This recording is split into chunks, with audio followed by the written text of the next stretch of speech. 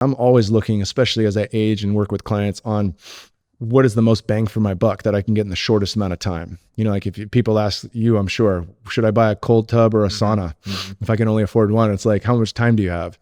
Sauna's going to be an hour. Cold tub's going to be 3 to 10 minutes, you know?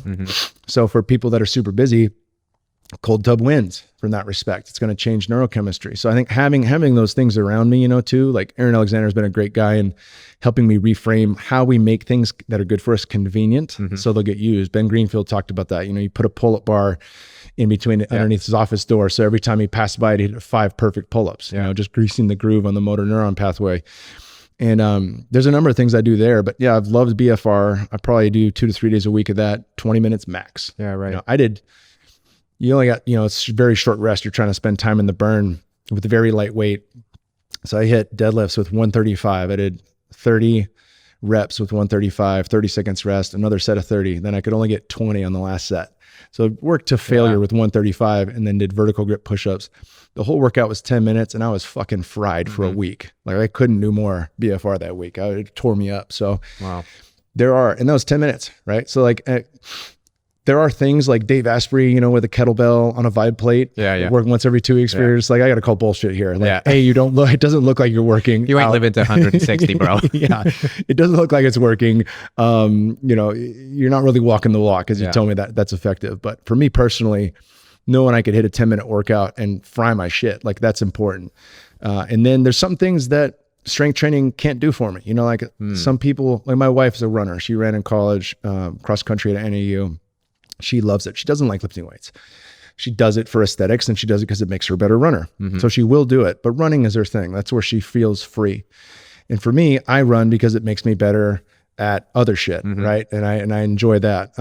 It's not necessarily my thing the way it is hers, but fighting, there still is an element where like, if I don't have a punch coming at my face, or if somebody's not trying to choke me or put all their weight on my chest and crush me, you know, in jiu-jitsu, I feel like something's missing in my life. Like something of the wild man archetype is not being met. Some need is gone.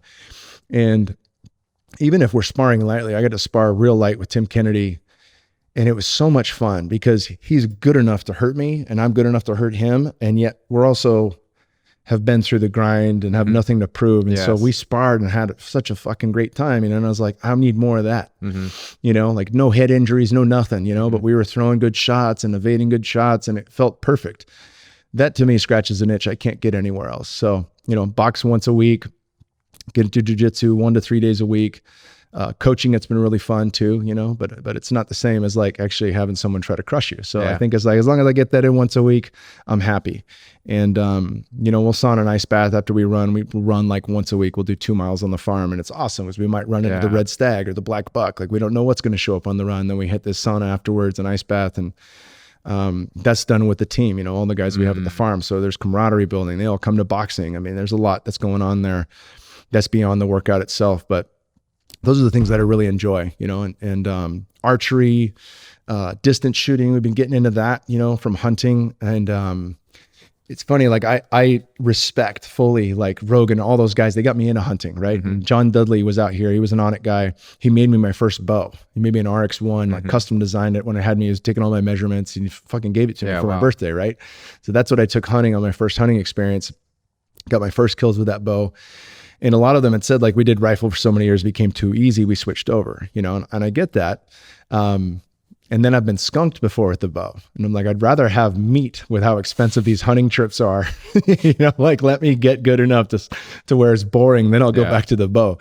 But yeah, we become buddies with Clay Martin. He's written some really funny, awesome apocalypse books, you know, what is it? Concrete Fire and Prairie Fire and Concrete Jungle. So like what happens in the rural areas, what happens in the cities when shit goes to hell. And he's a great guy. He was a Marine Recon sniper. And everything we do with him is on a 22. So we're training. If we can shoot with a 22 to 300 meters, you can kill anything at a mile. If you got a good rifle, you know, 6.5 Creedmoor, 300 Win Mag, something like that, like you're going to be picking shots at a mile. And that's fantastic. Like I love that, right? There's a skill that I don't really have yet, but I can practice with that. And what's nice about doing that with a 22 is you could shoot, you know, 1,000 rounds in a day and you've spent, $100 as far as like I just getting my 6.5 Creedmoor zeroed, it was $50. Like that's the cost of the ammo difference. So, we've been having a lot of fun with that. And I think, any of these things that, hunting, especially if I do that once or twice a year, that seems really filling. It's a ceremony in and of itself. And because I treat it that way, but also because of, guys like Monsell Denton, that's I know him through Paul Saladino.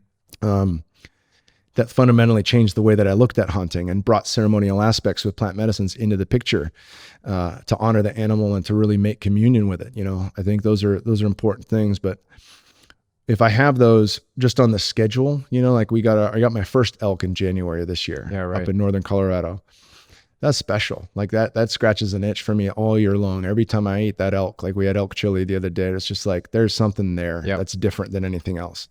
And I've been trying to save up for one. We're going to go to Scotland for red stag, and we have red stag on our land, but northern Scotland's going to have different red stag than we have in Texas for sure. Yeah. So I'm stoked for that. I think those are the things that I lean on passionately as necessary components. So I hold the ground and I have that mountain medicine for my family and for the people around me. Hello friends, if you enjoyed that clip, then you can watch the entire thing by heading to this link over here, or you can find us wherever you find podcasts by searching Radical Health Radio. If there's value here, please hit that like button, let us know in a comment what your biggest takeaway was, and hit subscribe, support the show as we support you. We'll see you soon.